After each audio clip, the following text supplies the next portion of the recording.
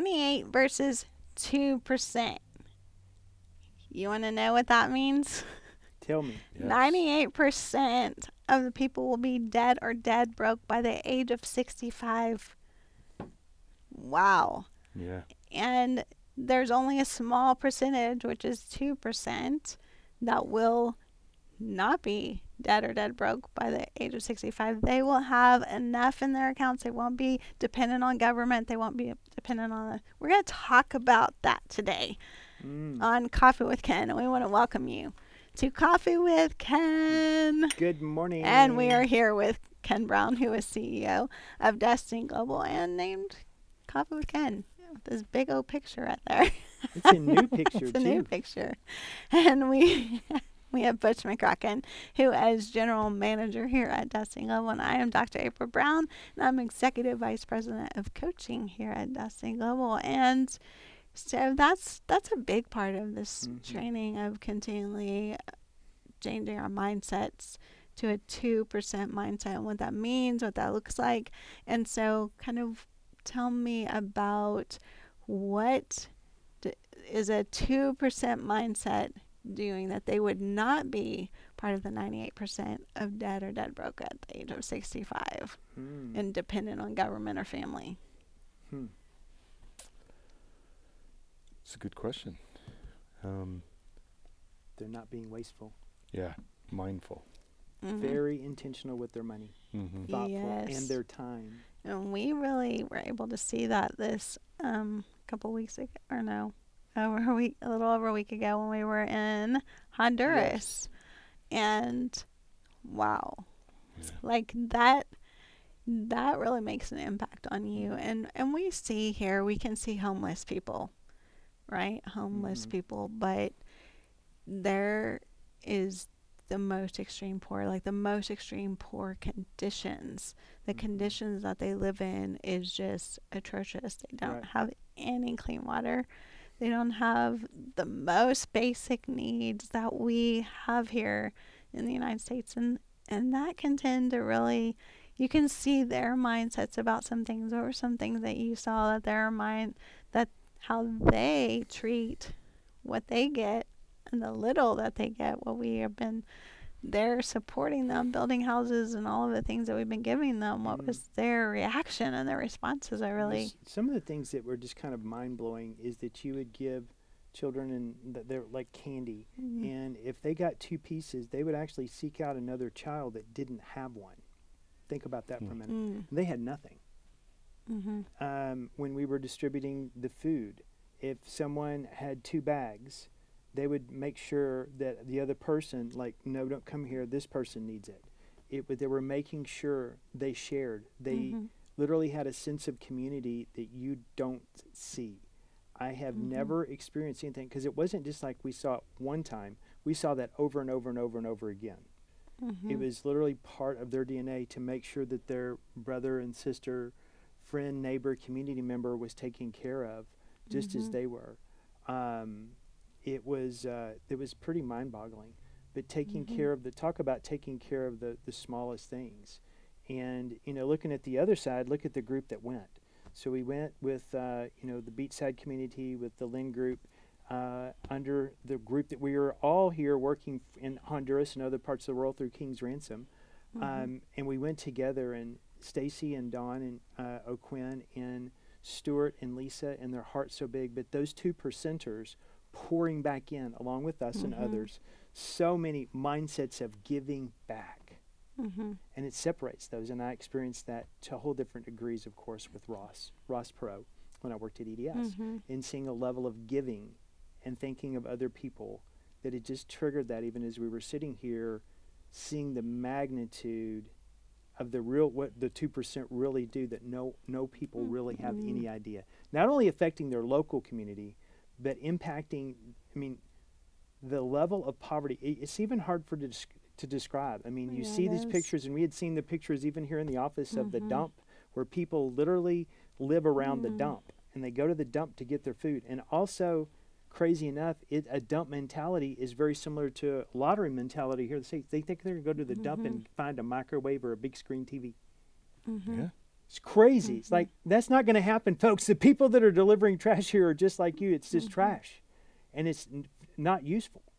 But it was crazy to experience that. Yeah. So we could see on the one hand their mindset of generosity, but on the other side of it of thinking that they were going to get the big thing. They are hard workers. Very hard workers. They are hard workers, but they have an expectation that they're going to get like $4 or $5 a day for the work that they do, and some of that work is so hard. Like, we saw them literally just sitting there opening cashews. We had no idea what. We had no much work. idea. Talk about appreciation Yeah. for eating a cashew. I will never look at the same. It was a guy with a hammer pounding this thing and pulling it out, and they had to be heated, Butch. And then the sap from the outer coat of the cashews inside of was hard, and it was hot.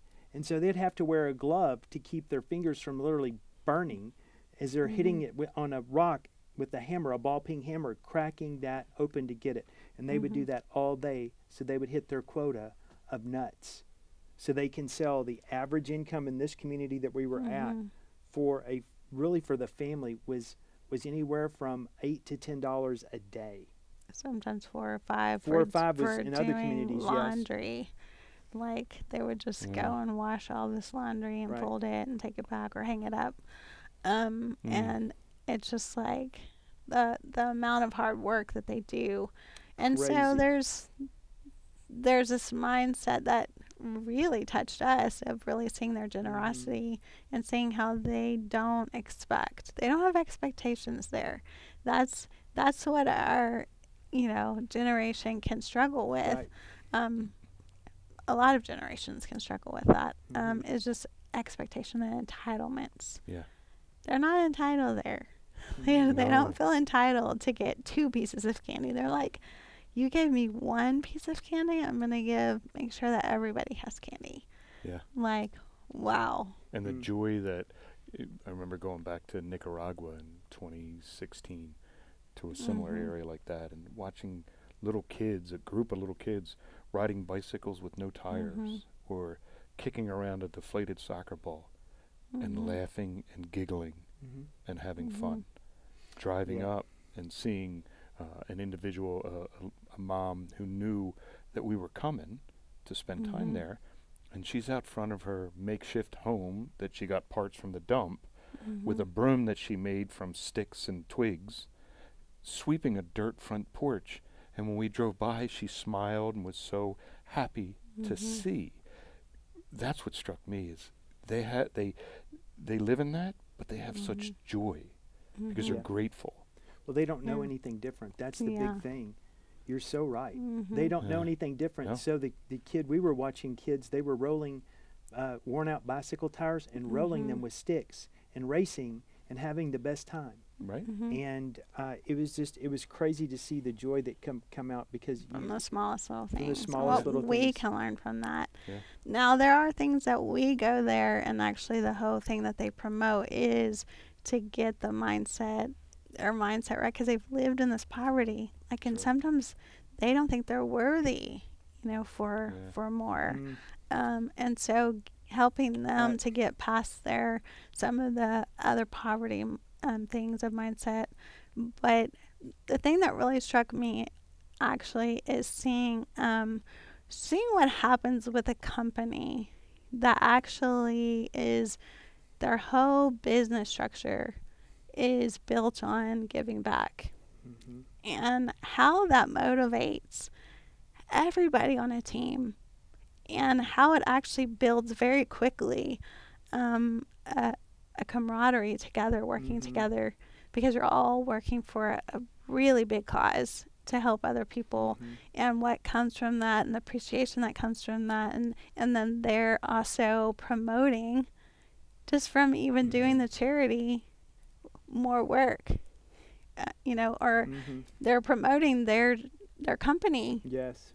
And also the charity side of it. So it's amazing thing, a mindset that I think that we could really change the world of companies. Really, they embrace this mindset themselves of not and that also, because when people know that they're coming to a company and they're making such a huge difference, they don't have as much like problem of, hey, I love that you're giving so much back to, and they want to use your company. They want to use your products even more. It's such, I mean, it actually is a great model for how to run a business, and that mindset of 2% mindset, because you get so much more back. First of all, joy, building a team, Right.